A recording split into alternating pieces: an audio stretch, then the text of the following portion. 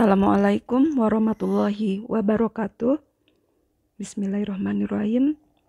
Selamat pagi kawan bugar. Tetap bugar dan produktif dan semangat.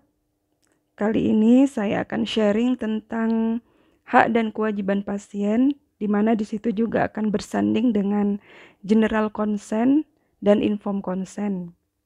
Jadi sebenarnya hak dan kewajiban pasien ini tadinya adalah standar pertama di standar instrumen puskesmas yang terbaru, namun kembali direvisi dan bunyi standarnya tidak lagi berbunyi hak dan kewajiban pasien, namun berbunyi pelayanan klinis, memperhatikan kebutuhan pasien dari awal pasien datang hingga pasien pulang. Tidak sulit mengenai hak dan kewajiban pasien tentang dokumen-dokumennya, namun pelaksanaan yang lebih penting adalah sistemnya, berjalannya bagaimana kita menyampaikan hak dan kewajiban pasien dan memenuhinya, itu nanti yang akan sangat dilihat oleh surveyor. Jadi kalau untuk dokumennya sendiri, kelengkapan dan urutannya tatanya seperti ini ya. Jadi pertama selalu munculkan SK atau kebijakan tentang hak dan kewajiban pasien, kemudian pedoman.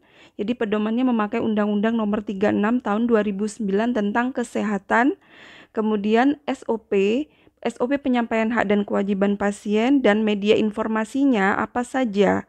Media informasi bisa banner, leaflet, video, audio, visual, atau di sosmed kita munculkan sehingga semakin banyak pengguna layanan itu yang akan paham tentang hak dan kewajiban yang bisa didapatkan di puskesmas. Dan terakhir adanya bukti penyampaian hak dan kewajiban itu yang nanti akan dilihat, diobservasi dan diwawancara. Yang diwawancara di sini bukan hanya kita yang diaudit oleh surveyor, namun juga pasien atau pengguna layanan. Ini bannernya ya, contohnya ya. Jadi setiap kita masuk di pintu masuk puskesmas itu wajib ada banner hak dan kewajiban pasien. Dan teman-teman pasti tidak mungkin dong setiap pasien yang datang kemudian disampaikan sekian banyak hak dan kewajiban pasien itu item-itemnya, karena pasti akan makan waktu dan makan tenaga juga. Jadi di sini sebaiknya teman-teman puskesmas memakai media audiovisual atau video dengan sarana TV. Dengan keuntungannya kita tidak perlu berulang-ulang menyampaikan sekian banyak item itu. Dan pasien atau pengguna layanan pastinya akan lebih tertarik ya menonton TV. Apalagi kalau media TV itu juga selain disampaikan hak dan kewajiban pasien juga ada promosi kesehatan lain-lainnya dan pengenalan tentang layanan puskesmas. Jadi suatu paket komplit audiovisual tentang puskesmas. Baiklah, ini beberapa item hak pasien ya, yang penting untuk ditindaklanjuti. Yang pertama, pasien itu berhak memilih dokter atau tenaga kesehatan lain untuk melayani. Bila di puskesmas tersebut ada 3 dokter umum, jadi pasien diberikan pilihan, ada daftar nama dokter yang bisa melayani. Namun pastinya puskesmas juga memiliki jadwal dari dokter tersebut.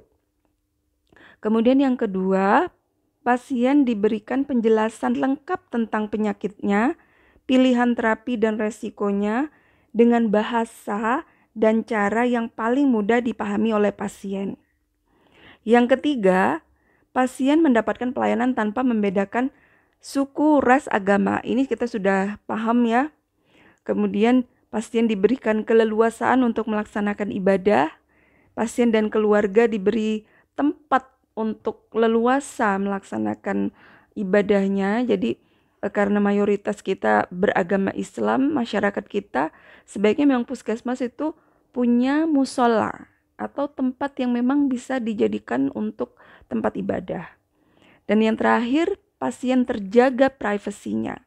Jadi terutama di bangsal kelas 3, bila memang di situ banyak bed pasien, sebaiknya memang menggunakan sekat atau korden sehingga pasien itu merasa terjaga privasinya.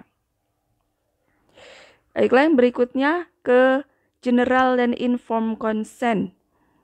Jadi untuk dokumennya sendiri, tata urutan di Otner seperti ini ya, selalu diawali dengan SK tentang general consent dan informed consent yang memuat lampiran di situ kewajiban melengkapi isi dari general consent dari setiap pasien baru, dan apabila ada tindakan, kita wajib melaksanakan pengisian informed consent itu yang lengkap sampai pada tanda tangan saksi. Nanti saya sampaikan juga formulirnya. Kemudian di Otner tersebut juga di lampiran SK tersebut juga ada form kosong dari general consent dan informed consent. Yang berikutnya dokumen SOP pengisian general dan informed consent. Kemudian buktinya direkam medis. Jadi kalau memang di situ dicatat terdapat tindakan, misalkan pasien rawat inap itu pasti ada tindakan pasang infus dan injeksi dan sebagainya, maka pasti ada informed consent. Dan setiap pasien baru pasti ada general consent. Kemudian berikutnya kita laksanakan juga evaluasi tentang kelengkapan general dan informed consent dengan daftar tilik.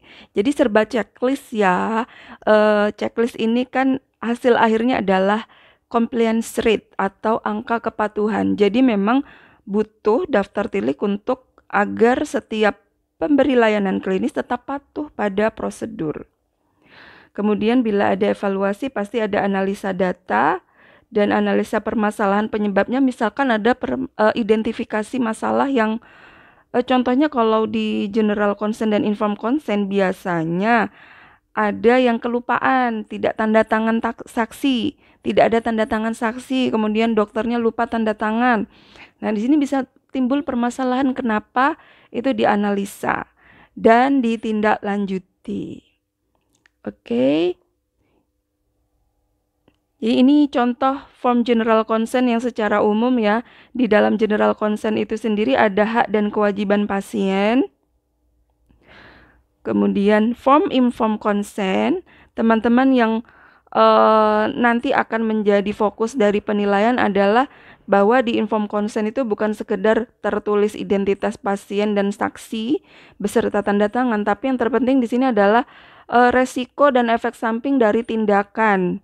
Contohnya tindakan pasang infus, resikonya bisa flebitis, bisa pecah pembuluh darah atau perdarahan, itu ditulis semuanya ya. Di sini ini karena penting. Jadi kita punya catatan bahwa kita telah memberikan penjelasan dan informed consent ini sifat hukumnya itu sangat kuat untuk melindungi kita sebagai pemberi layanan klinis.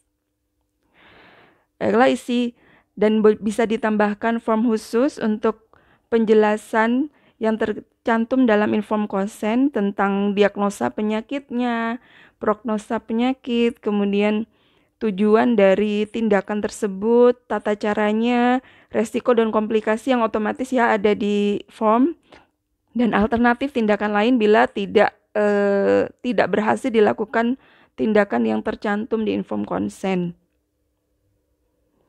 Oke teman-teman, bila ada pertanyaan dapat menyampaikan di komen tentang hak dan kewajiban general dan informed consent secara lengkap. Oke, terima kasih banyak. Barakallah. Sukses selalu. Wassalamualaikum warahmatullahi wabarakatuh.